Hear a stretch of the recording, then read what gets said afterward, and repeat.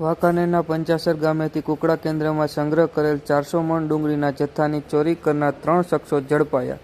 બાબતે પ્રાપ્ત માહિતી મુજબ વાંકાનેર તાલુકાના પંચાસર ગામની સીમમાં આવેલ કુકડા કેન્દ્રમાં ખેડૂત ઇમરાન રસુલભાઈ બોરણિયા દ્વારા અંદાજે 400 મણ જેટલી ડુંગળીનો જથ્થાનો સંગ્રહ કરવામાં આવ્યો હોય, જે ડુંગળીના જથ્થાને આરોપી સબીર હુસેન અબ્દુલભાઈ શેરસિયા, જાબીર સાજીભાઈ બાદી અને નજરુદ્દીન અલીભાઈ બાદી દ્વારા ગત શુક્રવાર રાત્રિના ટ્રકમાં ભરી ચોરી કરી રાજકોટ માર્કેટિંગ યાર્ડમાં વેચાણ કરેલ હોય, જે ત્રણેય આરોપીઓને પોલીસે ચોક્કસ ખાનગી બાતમીના આધારે ઝડપી ડુંગળીના વેચાણની રોકડ રકમ ₹3,11,730, એક ડુંગળીનો કટ્ટો તથા અશોક લેલન ટ્રક નંબર GJ36T5816 જપ્ત કરી ધોરણસરની કાર્યવાહી હાથ ધરી હતી. આ બાબતે વાંકાનેર ડિવિઝનના ડીવાયએસપી સમીર શારડા દ્વારા મંગળવારે બપોરે 2 વાગ્યે પ્રેસ કોન્ફરન્સ કરી સમગ્ર બનાવની વિગતવાર માહિતી આપી હતી.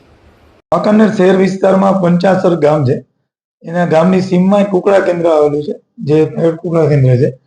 એમાં એ લોકોએ ડુંગળીનો પાક છે એને પેકિંગ કરી અને તૈયાર કર્યો હતો અને પોતે જમવા ઇત્યાદિ કામ પતાવવા માટે ગયા ત્યારે પાછળથી આ ડુંગળીની ચોરી થઈ જતા એમણે આવીને પોલીસ સ્ટેશનમાં અમારા પોલીસ ઇન્સ્પેક્ટર ગેલા સમક્ષ રજૂઆત કરી કે આ ડુંગળી છે ચોરી થઈ ગઈ છે. જે ડુંગળી ₹3,11,370 કિંમતની ડુંગળી હતી. અલગ અલગ બોરીમાં ભરેલી, એક બોરીમાં 45 કિલો જેટલી ડુંગળી હોય એવી 300 બોરી છે એ ચોરાઈ ગઈ. આ ચોરી નાની મોટી ન કહેવાય, એટલે એક ટ્રકનો ઉપયોગ થયો હશે એવું વિચારી અને ટ્રકના ચીલા શોધી અને ટ્રક કઈ બાજુથી આવ્યો આ તે પછી બાતમીદારોથી બાતમી મેળવવાની થઈ અને વાંકાનેર સિટી પોલીસ સ્ટેશનના ડી સ્ટાફ અને અલગ અલગ ટીમો બનાવી અને અંગત બાતમીદારોથી તપાસ હાથ ધરતા આમાં અલગ અલગ 3 આરોપીઓના નામ આવ્યા, જેમાં સબીર હુસેન અબ્દુલભાઈ શેરસિયા, જાબીરભાઈ સાજીભાઈ બાદી, નજરુદ્દીન અલીભાઈ બાદી.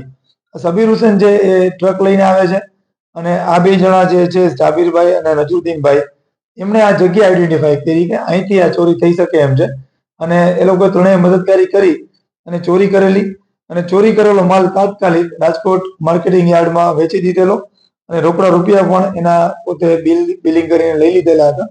તો પોલીસ દ્વારા આ તમામ રોકડ રકમ કબજે કરવામાં આવી છે.